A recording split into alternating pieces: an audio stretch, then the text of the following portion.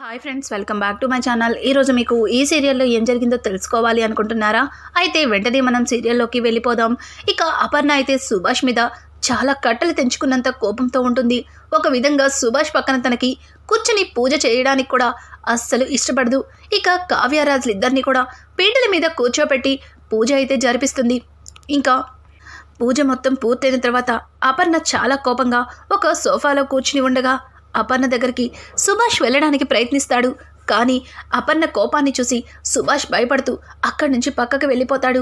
ఇక అది చూసిన కావ్యరాజులిద్దరూ కూడా మాట్లాడుకుంటూ, ఏమండి అత్తయ్య గారు అలా ఉండడానికి కారణం ఒక విధంగా నేను నిజంగానే మీరన్నట్టు తప్పు చేశాను అని చెప్పి కావ్య బాధపడుతుంది.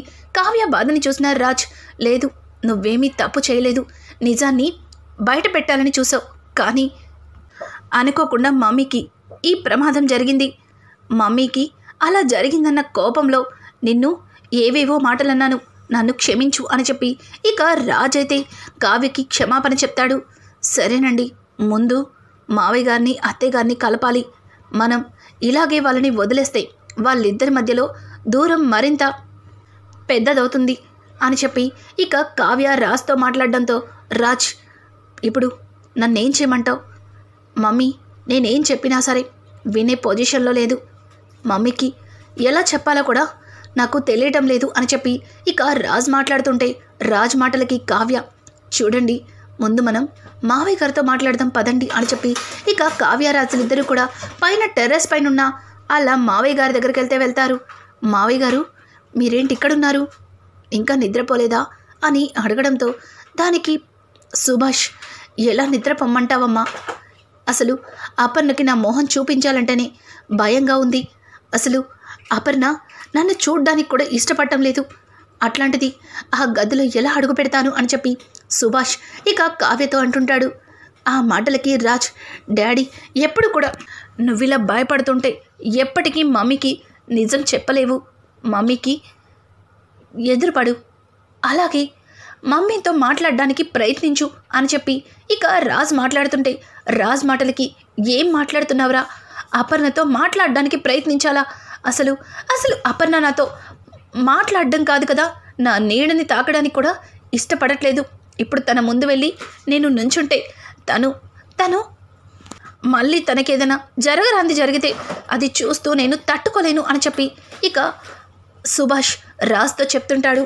కావ్య, మావయ్య గారు మీరు ఏ తప్పు చేయలేదని మీ మీద నాకు నమ్మకం ఉంది, ఈ బాబు విషయంలో ఏదో పొరపాటు జరిగిందని నాకు అనుమానంగా ఉంది, ఆ అనుమానమే నిజమైతే అత్తయ్య గారిని మిమ్మల్ని ఎవ్వరూ విడతీయలేరు, ఖచ్చితంగా అత్తయ్య గారు మిమ్మల్ని అర్థం చేసుకుంటారు, ముందు అత్తయ్య గారి దగ్గరికి వెళ్ళి అత్తయ్య గారిని క్షమాపణలు అడగండి, అత్తయ్య గారితో మాట్లాడడానికి ప్రయత్నించండి, ఖచ్చితంగా అత్తయ్య గారు మీరు చెప్పిన మాటని వింటారు అని చెప్పి ఇక కావ్య సుభాష్ని బలవంతంగా ఇక అపర్ణ దగ్గరికి తీసుకెళ్తారు. కావ్యరాజులిద్దరూ కూడా అపర్ణ ఆరు బయట గుమ్మం దగ్గర కూర్చుని ఇక బయటకి చూస్తూ జరిగిందంతా గుర్తు చేసుకుని తనలో తను కుమిలిపోతుంది. ఇక సుభాష్ వచ్చి అపర్ణ ముందొచ్చి కూర్చోవడంతో ఒక్కసారిగా అపర్ణ వెంటనే మొహం పక్కకి తిప్పుకొని కూర్చుంటుంది. సుభాష్, అపర్ణ అని చెప్పి చెయ్యి పట్టుకోబోతే, తాకద్దు, తాకితే అస్సలు ఊరుకోను అని చెప్పి ఇక అపర్ణ చేతిని తన దగ్గరికి లాక్కుంటుంది. సుభాష్, సరే అపర్ణ, నీకిష్టం లేని పని ఏదీ చెయ్యను, ఒక్కసారి నా కళ్ళల్లోకి చూడు అని అడగడంతో, దానికి అపర్ణ, వద్దు, మళ్ళీ మీరు నన్ను మీ మాయ మాటలతో మభ్యపెట్టాలని చూడకండి, ఇన్ని రోజులు నా భర్త శ్రీరామచంద్రుడు, నా భర్త ఒక గొప్ప మనిషి, సంస్కారం ఉన్న మనిషి, నన్ను ఏ ఇబ్బంది లేకుండా చూసుకునే వ్యక్తి అని ఎంతో ఆశపడ్డాను, కానీ ఈ వయసులో నాకు ఇంత దుఃఖాన్ని మిగులుస్తారని అస్సలు ఊహించలేదు.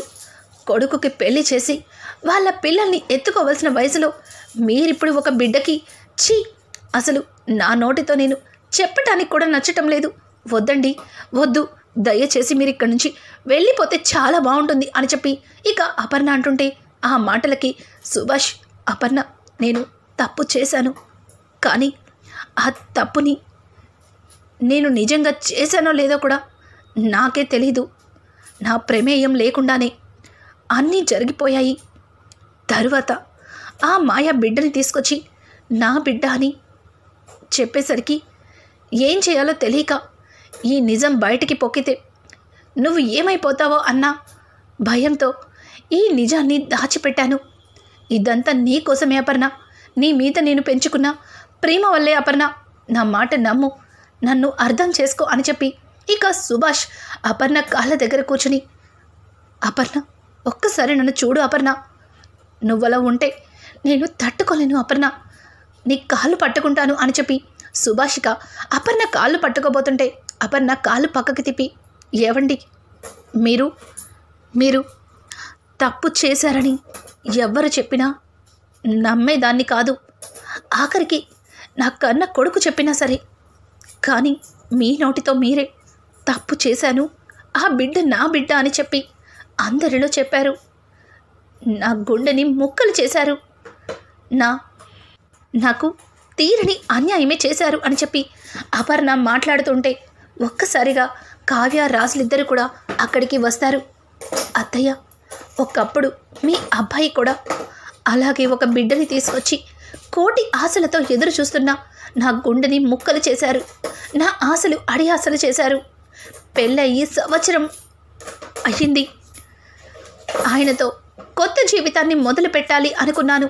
కానీ ఆయన పేల్చిన బాంబు మీకు తెలియంది కాదు. ఆ రోజున నేను చచ్చిపోవలసిన దాన్ని. కానీ గుండె ధైర్యంతో నిలబడ్డాను. నా భర్త తప్పు చేయలేదని నమ్మాను.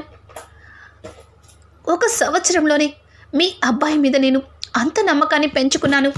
కానీ మీకు మామయ్య గారికి పెళ్ళయ్యి ఎన్నో సంవత్సరాలైంది. మామయ్య గారి మీద మీకు ఆ మాత్రం నమ్మకం లేదా అని చెప్పి కావ్య అడగడంతో, ఉంది, నమ్మకం ఉంది, కానీ ఆ నమ్మకాన్ని వమ్మి చేశారు మీ మామయ్య గారు. ఒక బిడ్డకి తండ్రి అయ్యానని నలుగురిలో చెప్పి నా తల తీసేసినంత పని చేశారు అని చెప్పి ఇక అపర్ణ మాట్లాడుతుంటే ఆ మాటలకి సుభాష్, అపర్ణ లేదపర్ణ, ఇదంతా నేను కావాలని చెయ్యలేదపర్ణ, అనుకోకుండా నా ప్రమేయం లేకుండానే జరిగిందని చెప్తున్నాను కదా, నా మాట నమ్ము. నువ్వు నాతో మాట్లాడకపోతే నేను తట్టుకోలేను. నువ్వు మునుపటిలా ఉండాలి అని చెప్పి ఇక సుభాష్ అయితే అపర్ణకి బ్రతమలాడుతూ ఉంటాడు. ఇంతలో అప్పు ఫోన్ చేస్తుంది కావ్యకైతే. కావ్య ఎన్నిసార్లు ఫోన్ చేసినా ఫోన్ లిఫ్ట్ చేయకపోవడంతో, అప్పు ఏమైంది, అక్కకి ఫోన్ ఎందుకు లిఫ్ట్ చేయట్లేదు, అసలు అక్క ఎప్పుడు ఫోన్ లిఫ్ట్ చేయకుండా ఉండదే అని చెప్పి ఇక అప్పు కళ్యాణ్కి ఫోన్ చేస్తుంది. కళ్యాణ్ ఫోన్ లిఫ్ట్ చేసి, అప్పు ఏం చేస్తున్నావు, ఇప్పుడు ఫోన్ చేసావేంటి అని అడగడంతో దానికి, అదేం లేదురాబాయ్, ముందు అక్కకి ఒకసారి ఫోన్ ఇవ్వు అని అడగడంతో, సరే అప్పు ఇదిగో ఇప్పుడే ఇస్తాను అని చెప్పి ఇక కళ్యాణ్ కావ్యకి ఫోన్ ఇవ్వడానికి వెళ్తుంటాడు. ఇదంతా విన్నా అనామిక అయితే, ఏంటి మళ్ళీ మొదలు పెట్టావా నీ భాగవతం, నీకు ఒక్కసారి చెప్తే అర్థం కాదా, ఇంట్లో పెళ్ళాన్ని పెట్టుకొని పరాయి ఆడదాని కోసం ఇంత తహతహలాడుతున్నావు, అది ఒక ఫోన్ కాల్ చేయడంతో వెంటనే వాళ్ళ అక్క కోసం పరుగులు తీస్తున్నావు, ఇంట్లో పెళ్ళాం నాకు నచ్చిన పని చెప్తే ఒక్కటి కూడా చెయ్యవు అని చెప్పి ఇక అనామిక అయితే ఇష్టం వచ్చినట్లు మాట్లాడుతుంది.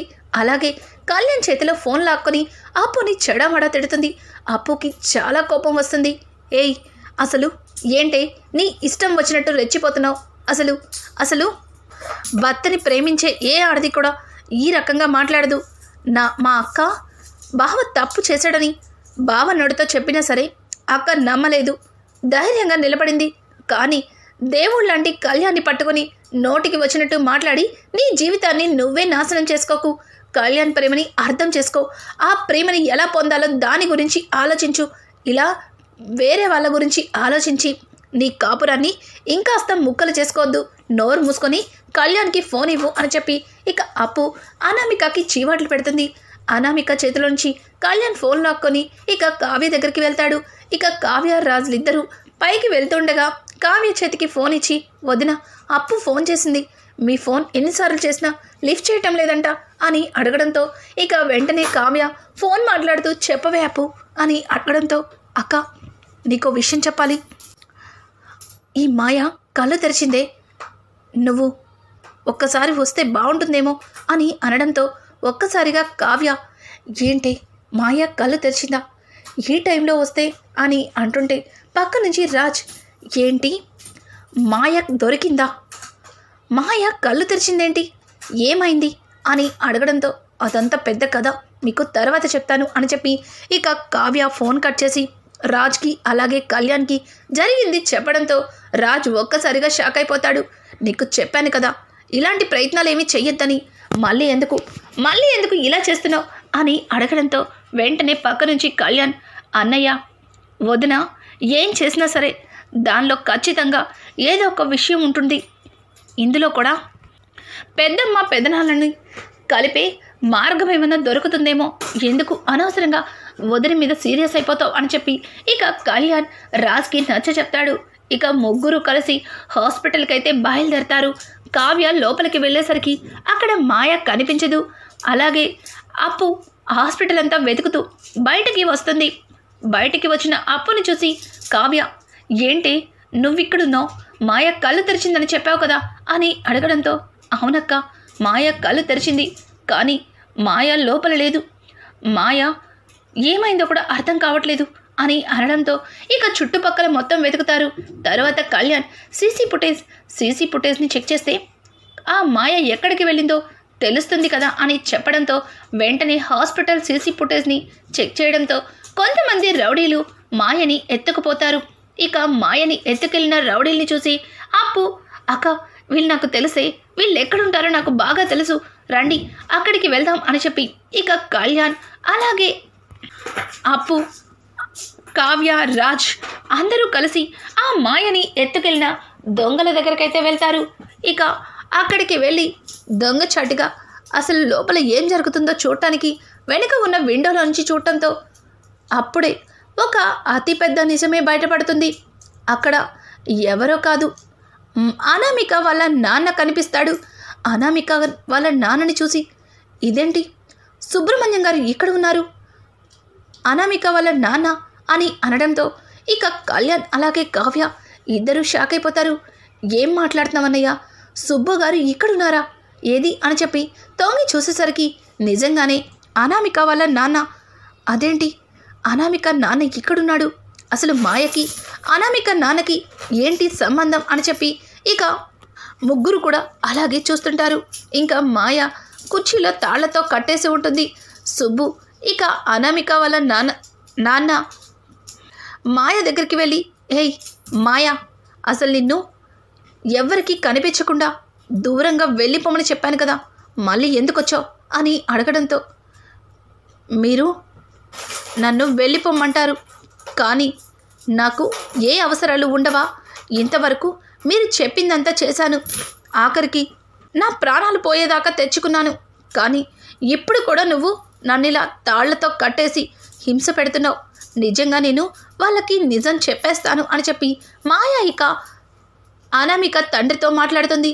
అనామిక తండ్రి మాయ చెంప చెల్లు అనిపించి, చంపేస్తాను, నిజం చెప్తే చంపేస్తాను, ఈ రకంగా అయినా సరే ఆ కుటుంబాన్ని ముక్కలు చేయాలనుకున్నాను, సుభాష్ మీద నింద పడితే సుభాష్ చేసిన తప్పుకి సుభాష్ని ఆ ఇంట్లో అడుగు పెట్టనివ్వరు అనుకున్నాను, ఇక అపర్ణ గుండె పగిలి చస్తుందనుకున్నా, ఇక ఆస్తి మొత్తం నా కూతురితే అవుతుందనుకున్నా, కానీ అనుకున్నదంతా కూడా రివర్స్ అయిపోయింది, నువ్వు ఆ కావ్యకి దొరికిపోయావు అని చెప్పి ఇక సుబ్రహ్మణ్యం మాట్లాడుతుంటే ఆ మాటలకి మాయ, చూడు ఇన్ని రోజులు నువ్వు చెయ్యమన్న పనంతా చేశాను, కానీ నువ్వు ప్రమాదంలో ఉన్న నన్ను ఇలా ఎత్తుకొచ్చి తాళ్లతో కట్టేసి హింసలు పెడుతున్నావు, ఒక విధంగా చెప్పాలంటే వాళ్ళకి అన్యాయం చేసినా సరే వాళ్ళే నన్ను కాపాడి హాస్పిటల్లో జాయిన్ చేశారు, కానీ నువ్వేం చేసావు, నీ కోసం ఇంత కష్టపడుతున్నా నన్ను ఇలా తాళ్లతో కట్టి హింసిస్తున్నావు అని చెప్పి మాయ ఇక ఆ సుబ్బుతో మాట్లాడుతుంది. చూడు నేను అనుకున్నది అయ్యే వరకు కూడా నువ్వు బయటికి వెళ్ళడానికి వీల్లేదు అని చెప్పి ఇక సుబ్రహ్మణ్యం రౌడీలను పిలిచి, చూడండి దీన్ని జాగ్రత్తగా చూసుకోండి అని చెప్పి అక్కడి నుంచి వెళ్ళిపోతాడు. అది చూసిన కళ్యాణ్ ఒక్కసారిగా కుప్పకూలిపోతాడు. కళ్యాణ్ని అలా చూసి రాజ్ కావ్యలు ఇద్దరూ కూడా, అరే కళ్యాణ్ లేవరా లే అని అంటుంటే, ఏంటన్నయ్య ఏంటిదంతా, నిజంగా నన్ను అనామిక ప్రాణానికి ప్రాణంగా ప్రేమించింది అనుకున్నాను, నా కోసం ఎంతో కష్టపడింది అనుకున్నాను, మా ఇద్దరి ప్రేమని జన్మ జన్మల బంధం అనుకున్నాను. కానీ ఇదంతా కూడా మన ఆస్తి కోసం వీళ్ళు ఆడిన నాటకమా తెలుసుకోలేకపోయాను. చాలా పెద్ద తప్పు చేశాను. నేను ఎంత పెద్ద తప్పు చేశానంటే నా కుటుంబాన్ని నేనే ముక్కలు చేసుకునేంత తప్పు చేశాను. ఇదంతా ఈ సుబ్రహ్మణ్యం ఆడిస్తున్న నాటకమా? అసలు ఈ మాయ ఎవరు? ఈ సుబ్రహ్మణ్యానికి మాయకి ఉన్న సంబంధం ఏమిటి? అసలు తనెందుకని అనామిక నాన్న చెప్పినవన్నీ చేస్తుంది? ఎందుకు చేయవలసి వచ్చింది అని చెప్పి కావ్య ఇక ఆలోచించడం మొదలు పెడుతుంది. ఇక రాజ్ అలాగే కళ్యాణ్ దొంగచాటుగా లోపలికైతే ఎంటర్ అవుతారు. మాయని తాళ్ళు కట్లు ఉప్పదీస్తుండగా కొంతమంది రౌడీలు వచ్చి వాళ్ళ మీద ఫైట్ చేస్తుంటారు. అలా ఫైట్ చేస్తూ మాయని కట్లు ఉప్పదీసి సేఫ్టీగా తీసుకొస్తుండగా అదే టైంలో కళ్యాణ్కి ఇంకా కావ్య రాజ్ కళ్యాణ్ మాయని తీసుకుని అక్కడి నుంచి తప్పించుకొని బయటకైతే వచ్చేస్తారు. మాయ చాలా బాధగా కావ్యని హక్ చేసుకుంటుంది. ఒక్కసారిగా కావ్యని అలా హక్ చేసుకోవడంతో ఎవరికి ఏమీ అర్థం కాదు. కావ్య, మాయ ఏమైంది, ఎందుకు అంతలా బాధపడుతున్నావు అని అంటుంటే, నన్ను క్షమించు, నిజంగా మీరు చాలా మంచివారు. మిమ్మల్ని చాలా బాధ పెట్టాను. మీ కుటుంబాన్ని ముక్కలు చేయాలని చూశాను. అట్లాంటి నన్ను అక్కడే రోడ్డు మీద వదిలేకుండా హాస్పిటల్లో జాయిన్ చేసి నా ప్రాణాలని కాపాడారు. కానీ వాళ్ళ కోసం కష్టపడిన నన్ను ఈరోజు తాడులతో కట్టేసి హింసిస్తున్నారు అని చెప్పడంతో, అదేంటి, వాళ్ళ కోసం నువ్వు కష్టపడ్డమేంటి? అసలు ఆ సుబ్రహ్మణ్యం గారికి నీకు ఉన్న సంబంధం ఏంటి? నువ్వు ఆయనకి ఏమవుతావు అని అడగడంతో, నేను ఆయన కూతురునవుతాను అని చెప్పడంతో, ఏంటి, నువ్వు సుబ్రహ్మణ్యం కూతురువా? అంటే అనామిక అక్కవా అని కళ్యాణ్ అడగడంతో, అవును, నేను అనామిక అక్కని. కానీ నా కన్న తండ్రి సుబ్రహ్మణ్యం కాదు, ఆయన పెద్ద భార్య కూతుర్ని నేను. మా నాన్నగారు చిన్నప్పుడే అనారోగ్యంతో చనిపోయారు. ఆ తర్వాత మా ఆస్తి కోసం మా అమ్మని పెళ్లి చేసుకున్నారు. ఆస్తి మొత్తం ఆయన సొంతమయ్యాక అమ్మని కావాలని పిచ్చిది అని నిరూపించి మెంటల్ హాస్పిటల్లో జాయిన్ చేశారు. ఆ తర్వాత మరొక ఆడదాన్ని పెళ్లి చేసుకున్నారు. ఆవిడకి అలాగే ఈయనకి పుట్టిన పాపే అనామిక వాళ్ళ కన్న కూతురు కాబట్టి తనని అల్లారు ముద్దుగా చూసుకున్నారు. నేను వీళ్ళకి కూతురునే కానీ సొంతం కాదు కదా, అందుకే నన్ను ఇన్ని హింసలు పెట్టారు. హాస్పిటల్లో అమ్మ కోసం ఎంతలోనో కష్టపడ్డాను. కానీ అమ్మకి బ్రెయిన్లో బ్లడ్ స్టక్ అయింది. ఇమీడియట్లీ ఆపరేషన్ చేయాలి అన్నారు. డబ్బు కావాలి అన్నారు. వెళ్ళి నాన్నని ఎంతో అడిగాను.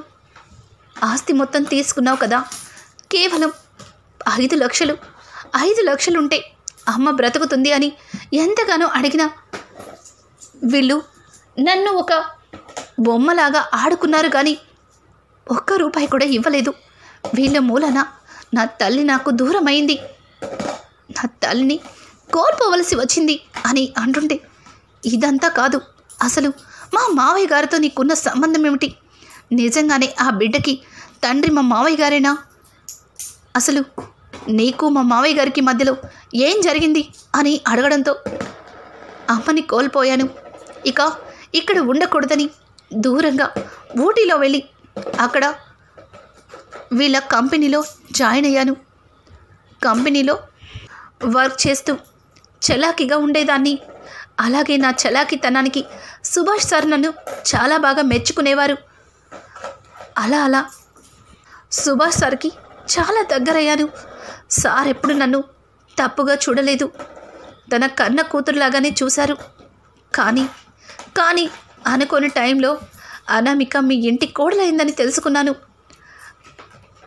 ఆ విషయం తెలిసి నిజం సుభాష్ సార్కి చెప్పాలని ప్రయత్నించాను. కానీ అప్పుడే ఇదిగో నా తండ్రి స్థానంలో ఉన్న సుబ్రహ్మణ్యం అక్కడికి వచ్చి నన్ను బెదిరించి తను చెప్పినట్టు చెయ్యకపోతే నీకు ఈ ఆఫీస్లోనే ఉండడానికి, అలాగే నువ్వు అసలు భూమి మీదే బ్రతకనివ్వను అని చెప్పి నన్ను బెదిరించారు. తప్పని పరిస్థితుల్లో తప్పులు చేశాను. ఆ బిడ్డని అనాథాశ్రమం నుంచి తీసుకొచ్చాను. నాతో సుభాష్ సారున్న చనువుని ఆసరాగా తీసుకుని ఇద్దరి మధ్యలో ఒక తప్పు జరిగిందని ఆయన్ని నమ్మించాను. ఆ బిడ్డని చూపించి ఇన్ని రోజులు డబ్బుని వసూలు చేశాను. కానీ నేను కోమాలోకి వెళ్ళిపోయేసరికి ఈయనకి డబ్బు అవసరమయ్యింది. కూతురిని డబ్బు అడిగేసరికి ఆ డబ్బు ఇవ్వలేక కళ్యాణ్ సంతకం పెట్టిన చెక్ని దొంగచాటుగా పంపించాలని చూసింది. అదే టైంలో స్వప్నకి దొరికిపోయింది. ఇంట్లో జరిగిన గొడవలన్నింటికీ కారణం అనామికనే. ఆ బిడ్డ సుభాష్ సార్ బిడ్డ కానే కాదు, అనాథాశ్రమం నుంచి తీసుకొచ్చిన బిడ్డ. సుభాష్ సార్ చాలా మంచివారు. ఆయన నన్ను ఏ రోజు కూడా తప్పుడు ఉద్దేశంతో చూడలేదు. నేనే తప్పు చేశాను అని చెప్పి ఇక మాయ చెప్పిన మాటకి కళ్యాణ్ ఒక్కసారిగా కుప్పకూలిపోతాడు. రే కళ్యాణ్, ఏంట్రా నువ్వే ఇలా అయిపోతే ఎలా, లే పైకి లే అని అంటుంటే, అన్నయ్య ఎన్ని రోజులు ఆ మాయని ఆ అనామికని ప్రేమించి పెళ్లి చేసుకున్నానని చిన్న బాధ ఉండేది. కానీ ఇప్పుడు దాన్ని ఎలా వదిలించుకోవాలో ఒక అవకాశం దొరికింది అని చెప్పి కళ్యాణ్ తన మనసులో అనుకుంటాడు. ఇక మాయని తీసుకుని ఇంటికైతే బయలుదేరతారు. ఇంట్లో మాయని తన స్నేహితురాల్లా పరిచయం చేస్తాడు. మాయతో నిజం చెప్పించకుండా కళ్యాణ్ తన ఫ్రెండ్ లాగా పరిచయం చేయడం ఏంటి? అసలు మాయ ఎందుకు కళ్యాణ్ ఫ్రెండ్గా ఆ ఇంటికి వెళ్ళింది? అసలు ఇదంతా చేసింది అనామిక కుటుంబం అని ఎందుకు బయట పెట్టలేదు? రానున్న ఎపిసోడ్స్ మరింత ఇంట్రెస్టింగ్గా మారబోతున్నాయి. ఈ వీడియో మీకు నచ్చినట్టయితే లైక్ చేసి సబ్స్క్రైబ్ చేసుకోవడం మాత్రం మర్చిపోకండి. Thanks for watching. Hi friends, welcome back to my channel. ఈరోజు మీకు ఈ సీరియల్లో ఏం జరిగిందో తెలుసుకోవాలి అనుకుంటున్నారా? అయితే వెంటనే మనం సీరియల్లో